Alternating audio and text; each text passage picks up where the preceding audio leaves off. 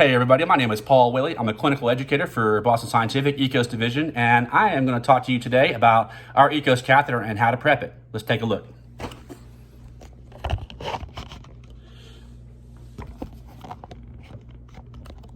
As you can see on my back table, I have my EKOS catheter. I've also got a couple other things that are going to be in your supply kit when you open up your back table. So most of you guys are familiar with the 10cc syringe that you guys are going to have inside of the packs. You may or may not have 3 and or a 5cc syringe.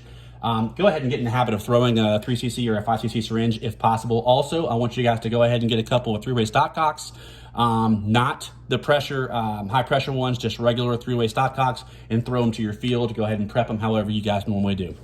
Today I've got a 30 centimeter by 106 catheter. However, the prep for this catheter is all the same for all the sizes that we offer.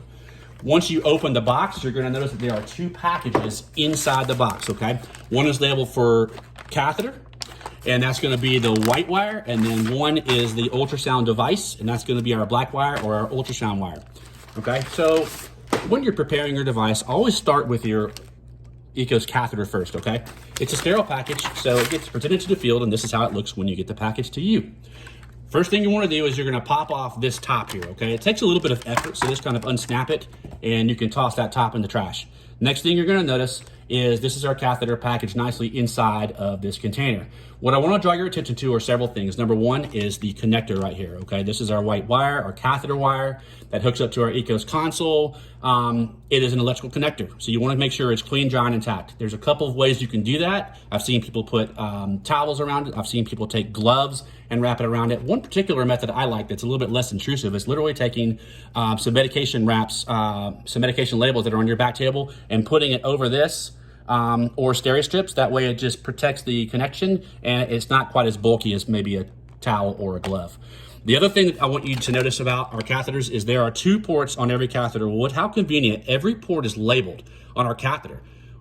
Blue for coolant, room temperature, normal saline coolant, and then red, high-risk medication drugs, which is what our device is doing. It's a thrombolytic medication device. So thrombolytic medications could include alteplase or TPA and or TNK. So let's talk about how to prep the actual device. Very simple to do. Now remember, I know most of you guys have 10cc syringes on your field, and you can use that. It wouldn't be inappropriate, but I want to kind of get you guys in the habit of using a 3 or a 5cc syringe. Okay, so I've got a 3cc here on my back table. This is a little bit of H2O here for demonstration purposes, but most of you guys are going to have some kind of heparinized saline on the field, which is just fine. So on the 2 ports, I want you guys to start with your coolant port first, okay? Now, our catheters don't come with 3-way stopcocks, but we suggest that you guys put them on for several reasons. So prepare your catheter or prepare your 3-way stopcocks however you need to. I just flushed this one with a little bit of normal saline inside of this blue bin, and I'm ready to put it on. It's already been flushed, or you can put it on dry because you're going to flush the entire catheter anyways. Whatever your technique is normally.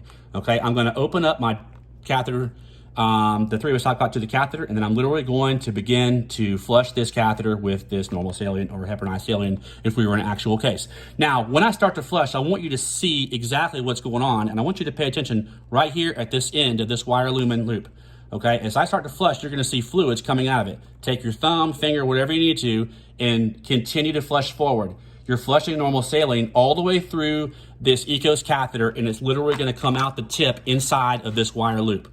Okay, so that's done. I'm going to turn off my catheter now so I don't get any air artifacts inside, and I'm going to refill my syringe.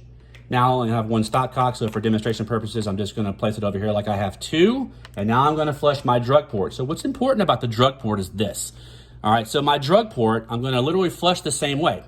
Now remember I told you that this is 2 lumens in this catheter. So there's no cross connection between your normal saline coolant or your drug, which is very important because your TPA concentration comes in a concentrated pre-mix from the pharmacy. It's a very expensive drug and you don't want to dilute your concentration.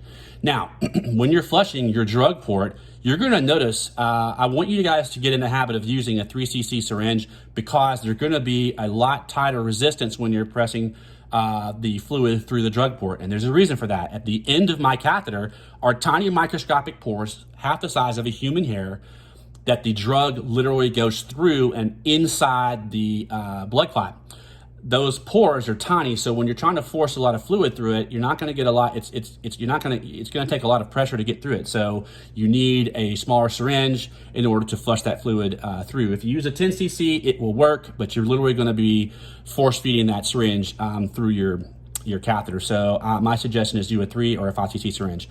Again, I'm going to do my flush. I'm going to turn my 3-way stopcock off to the side port, and I'm going to begin to flush. Now, what you're not going to see is fluids coming out of this device, because I'm literally putting this normal saline through the distal tip where all those little tiny holes that the TPA is going to come out of.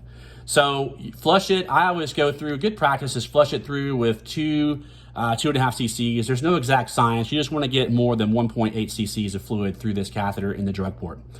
Now, once that's done, I'm going to turn my catheter off, and then I'm literally going to take my syringe off, and now my catheter itself is prepared and I'm ready to go.